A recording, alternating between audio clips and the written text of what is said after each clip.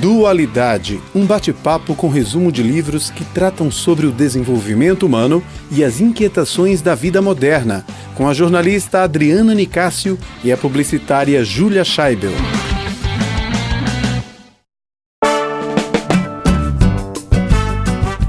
O livro de hoje é o No Enxame, Perspectivas do Digital, do nosso querido filósofo coreano, Byung-Chul Han. Não vou conseguir nunca falar esse nome. E ele fica na Universidade de Berlim pensando, ótimo, trabalhando, dando aula, fazendo livros. Ele é ótimo. Esse livro ele é muito interessante porque ele trabalha na questão da mídia digital e de que forma que ela influencia de forma inconsciente o nosso comportamento, a nossa percepção, a nossa sensação, o nosso pensamento e transforma a nossa vida de uma forma geral. O que ele diz? O que o Byung-Chul Han diz? Que a mídia digital hoje, ela nos embriaga, sem que possamos avaliar inteiramente as consequências dessa embriaguez. Isso criou uma cegueira, uma estupidez que constituem hoje a crise atual. Você concorda, Júlia? Concordo.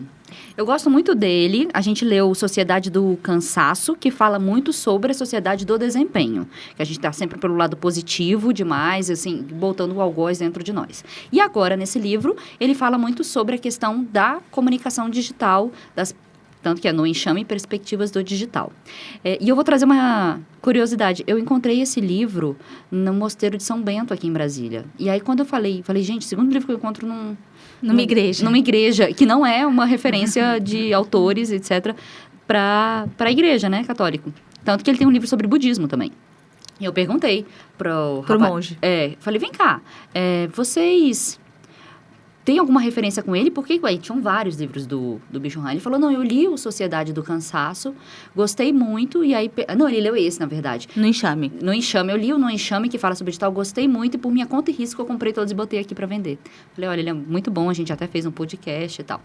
Então, eu trago essa curiosidade, que realmente é questionável, seja pelas igrejas, seja, né, no caso dos São Bento, seja por estarmos nesse mundo, somos comunicadoras e analisamos também pelo olhar de estar utilizando a internet, utilizando as redes sociais e não podemos não deixar de usar, porque faz parte não só do nosso trabalho, mas para pais que veem os filhos usando e que precisam estar no meio.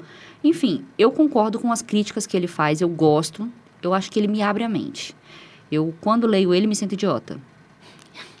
Porque se eu me sinto idiota é porque eu estava olhando com um olhar fechado e que eu consegui receber uma nova perspectiva, uma percepção diferente. Então, super adoro ele. Maravilha. O capítulo 1, Sem Respeito, ele diz o seguinte, que é um capítulo... Ele introduz todo o pensamento do Byung-Chul Han nessa questão do digital, que ele diz que acabou o respeito. Por que acabou o respeito? Porque a relação entre o público e o privado deixou de existir com a mídia digital. Então, ele lembra das redes sociais, Facebook, Twitter, Instagram, as pessoas postando o tempo todo suas intimidades. Então, você acaba imergindo na vida de uma terceira pessoa. A pessoa, ela se mostra nua e crua, de uma certa forma, porque a gente sabe que também tem muita fantasia ali, mas a crítica dele é você passar o tempo todo, comi um hambúrguer, vou postar, sei lá. Tem gente que aluga um dia inteiro um fotógrafo, faz milhares de poses e fotos e roupas diferentes, né? Faz como se fosse um book para fingir que está malhando no Parque da Cidade ou até mesmo no Copacabana Palace, para ficar postando no Instagram em momentos diferentes. A novela fala disso, né? A novela das 8, das 9 hoje da Globo está falando sobre isso. Isso eu não sei. Mas, então, o que eu acho interessante no primeiro capítulo, que é Sem Respeito, o respeito só existe com a distância. Então, ele diz que não estamos tendo mais distância. E que a gente muitas vezes coloca no digital o afeto. A comunicação digital, diferente da analógica, que a analógica que eram as cartas, ou uma hora que você escreveu alguma coisa, todo o seu sentimento vai ali primeiro. E aí depois você reavalia, analisa e passa para frente ou não. Quando você está na internet, seja nas redes sociais, ou seja até mesmo por e-mail, etc., hoje em dia, você joga todo o seu sentimento ali. Então, não está tendo mais essa análise, esse pause. E o que acontece é que a comunicação digital está sendo uma comunicação de afetos. Ele traz esse fenômeno do shitstorm, que ele diz, que é justamente seria essa tempestade de merda numa tradução mais literal. Que é você pegar seus sentimentos, no caso dos haters, por exemplo, e jogar todo para a internet, que é uma outra crítica que ele faz. Então, se você não tem separação do público e do privado, você tem um personagem que é anônimo nas redes sociais, porque ele diz que para você ter respeito, tem que ter CPF. E nas redes, você privilegia muitas pessoas que são anônimas. Então, quem é anônimo pode dizer qualquer coisa. E antigamente, nas cartas ao leitor, que existiam nas revistas, o que era carta anônima era jogada no lixo. Por quê? Porque não tinha sua identidade, né? Então, a partir dali não era nem considerada.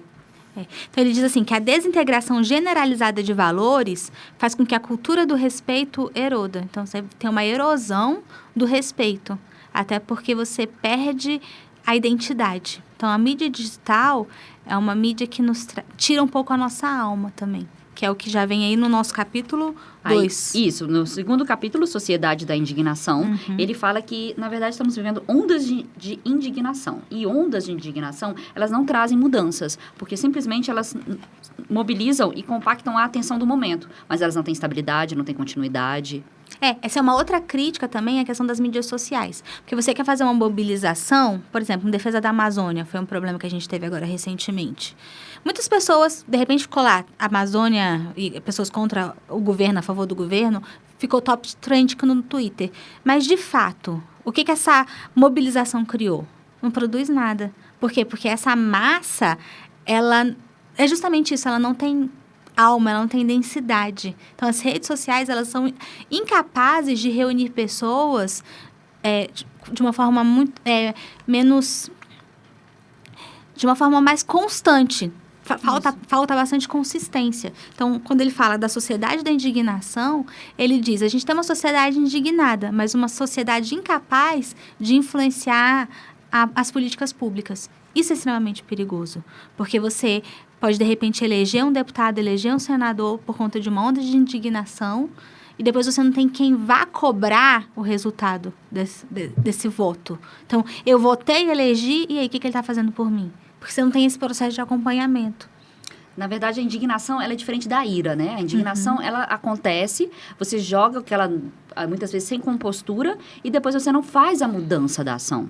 Não tem nem a energia da ação. É isso que ele diz. Ele traz que a sociedade da indignação mostra-se sem compostura, e a partir daí, ela não faz a energia da mudança. E a energia da mudança pode até acontecer por uma ira, mas é preciso que você tenha uma densidade, essa massa, para acontecer. Né? Você não gera o futuro, que isso. é o que ele diz. E aí, seguindo para o terceiro capítulo se chama No Enxame. Que é muito parecido com o título. Sim. Porque como ele diz que essa nova massa é uma massa que não se agrega, ela também é uma massa sem CPF, ela é uma massa que não tem alma.